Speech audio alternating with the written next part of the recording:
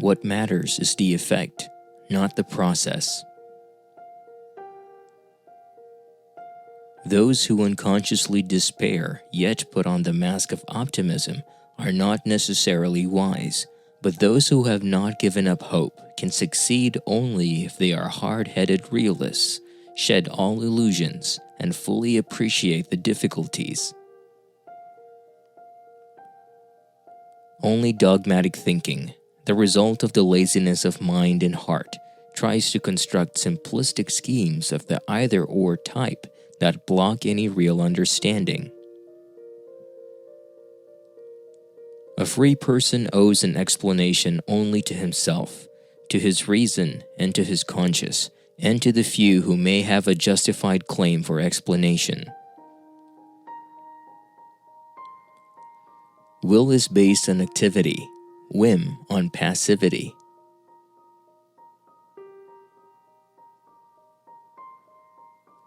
The greater the sense of powerlessness and the greater lack of authentic will, the more grows either submission or an obsessional desire for satisfaction of one's whims and the insistence on arbitrariness.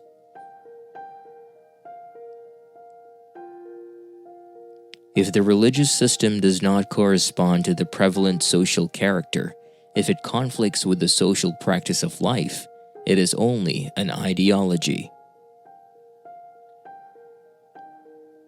In other words, ideas can become powerful forces, but only to the extent to which they are answers to specific human needs prominent in a given social character.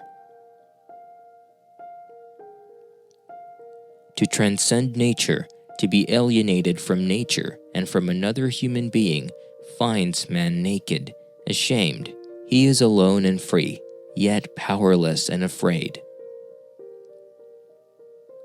To be concentrated means to live fully in the present, in the here and now, and not to think of the next thing to be done while I am doing something right now.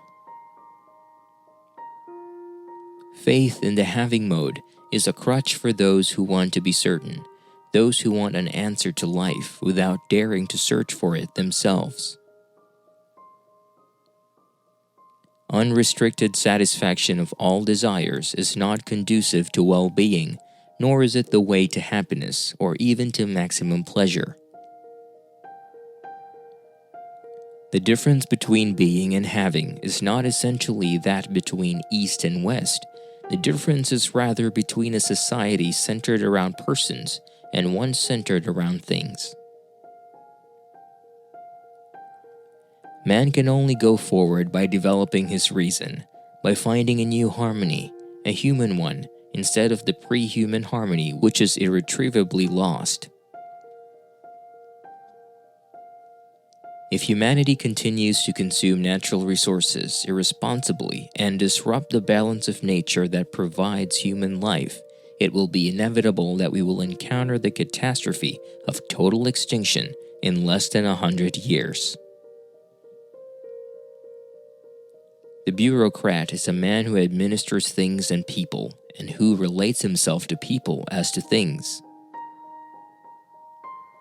One can only understand the power of the fear to be different, the fear to be only a few steps away from the herd, if one understands the depths of the need not to be separated. In the view of the wise, heaven is man and earth woman. Earth fosters what heaven lets fall. It is desirable to avoid trivial and evil company altogether, unless one can assert oneself fully and does make the other doubt his own position.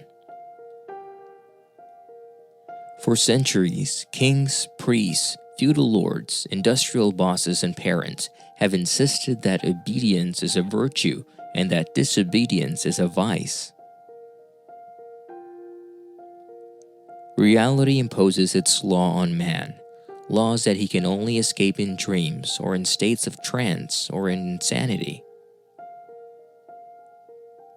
Man can only know the negation, never the position of ultimate reality. My duty not to remain passive in a world which seems to be moving forward self-chosen catastrophe. Few parents have the courage and independence to care more for their children's happiness than for their success.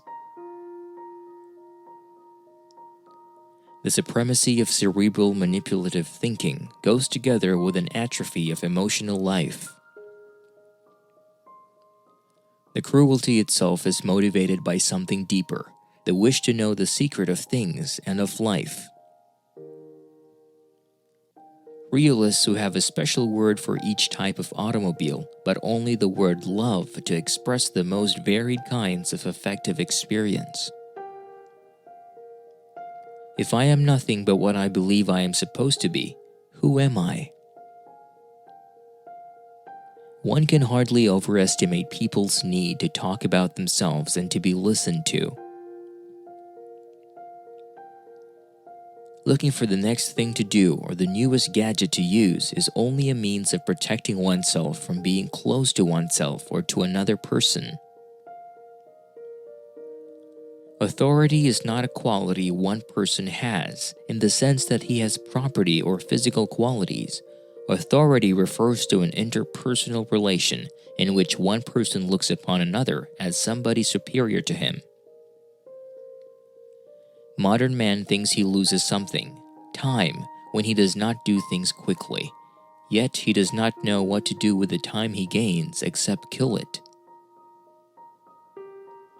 No man must be the means for the ends of another man. I wonder sometimes whether a person has to become insane these days in order to feel certain things. Lessing once said, "Who doesn't become insane over certain things has no sanity to lose." Lack of concentration makes one tired, while concentration wakes one up. They were freer, but they were more alone. As a child, every human being passes through a state of powerlessness, and truth is one of the strongest weapons of those who have no power. All of us are more or less insane, or more or less asleep. If a person loves only one other person and is indifferent to the rest of his fellow men, his love is not love but a symbiotic attachment or an enlarged egotism. Greed and peace preclude each other. Aliveness always makes a beautiful. At the very moment when man is on the verge of realizing his hope, he begins to lose it. Free man is by necessity insecure, thinking man by necessity uncertain. They have their big, ever-changing egos, but none has a self, a core, a sense of identity. The sexual act without love never bridges the gap between two human beings, except momentarily. To know and yet think we do not know is the highest attainment. Not to know and yet think we do know is a disease. The awareness of human separation without reunion by love is the source of shame. It is at the same time the source of guilt and anxiety.